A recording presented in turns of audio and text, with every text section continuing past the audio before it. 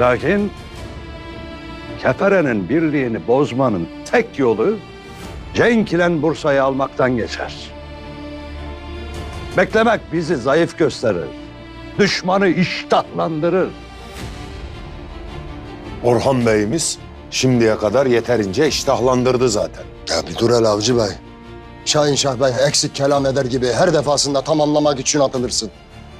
Hele bir dur. Bizi fethe götürecek komutanı savunurum Boran Bey. अस्सलाम Ya sen, वालेकुम Carolus seni Quran ölüme के götüren episode komutanı number savunursun. 9 का पहला ट्रेलर नशर किया Ya गया ben है। kendim gittim हमेशा की Kefere'nin तरह yanına, इस kendim. ट्रेलर का तर्जुमा Ha, भी आप Orhan Bey'im canını hiçe saydı beni kurtarmak için. Çekip çıkardı da. Siz evvela onun hakkını bir verin önce.